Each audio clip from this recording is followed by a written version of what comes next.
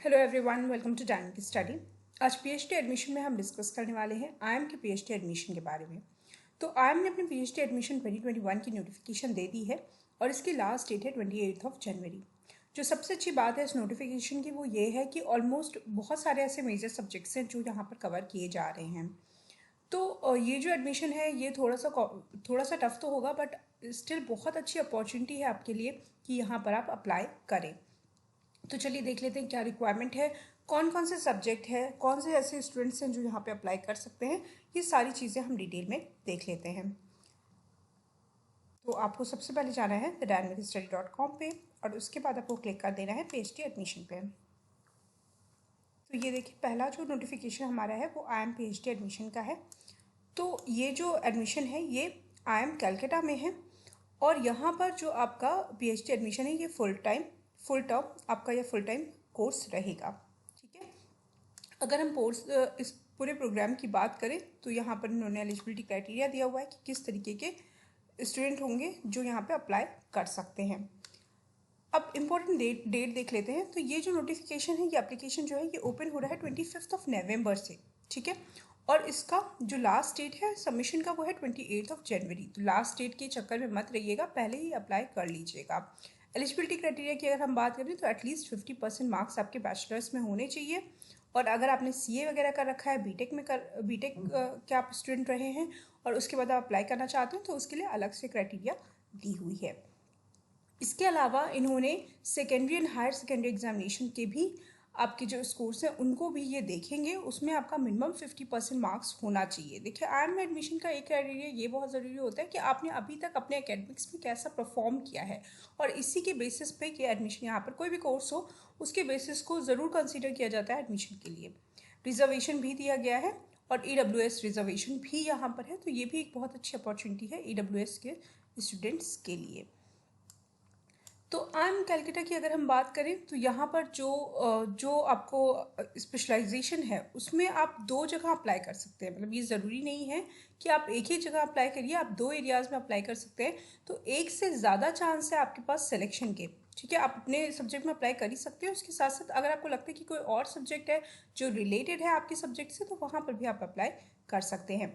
फ़ी की अगर हम बात करें तो जो जनरल कैटेगरी के स्टूडेंट्स हैं उनको 1000 फ़ी है और बाकी जो रिजर्व कैटेगरी के हैं उनको 500 फीस की है एप्लीकेशन की। तो जो भी आपको डिटेल अगर जाननी है तो आप आईएम की वेबसाइट पे जाइए, वहाँ पर आपको डिटेल इसकी मिल जाएगी।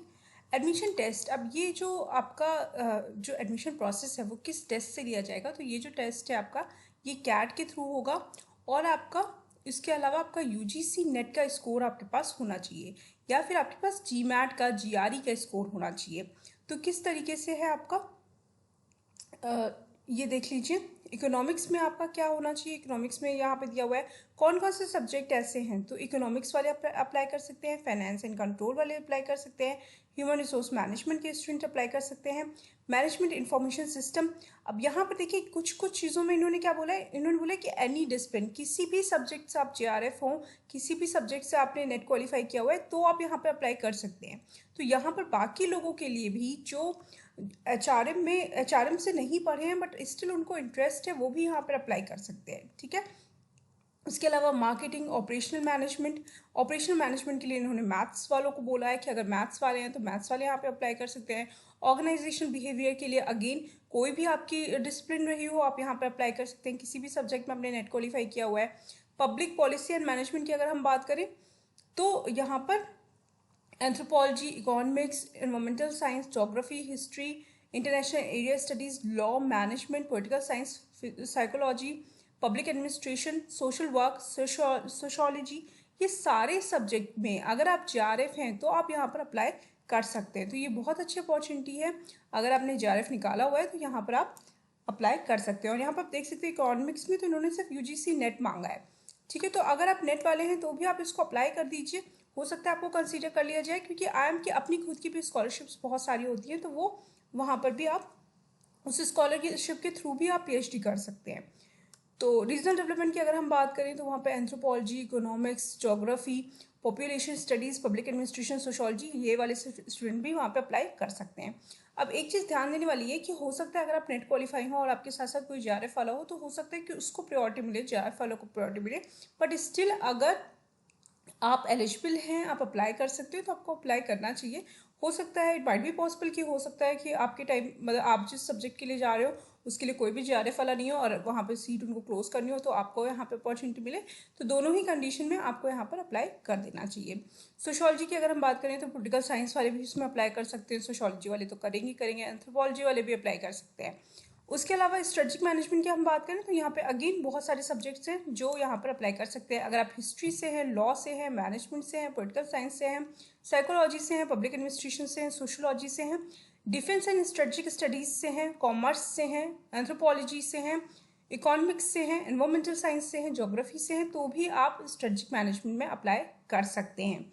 और ये चीज़ ध्यान रखिएगा, आप एक से ज़्यादा एरिया मतलब 2 एरियाज़ में अप्लाई कर सकते हैं, तो सोच समझ के अपने एरिया को चुनिएगा। वैलिडिटी ऑफ स्कोर की अगर हम बात करें तो आपका 2 साल के अंदर आपने जो भी टेस्ट दिया है उसका स्कोर आपको यहाँ पर लगाना होगा।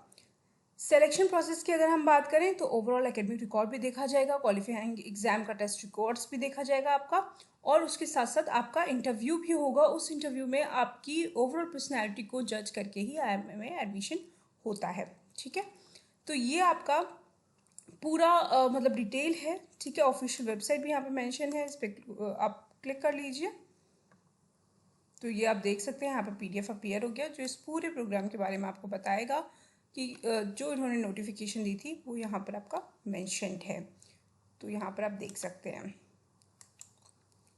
तो ये है आपकी सारी डिटेल्स। आई होप ये आपके लिए बहुत ज़्यादा बेनिफिशियल होगी। Thank you so much.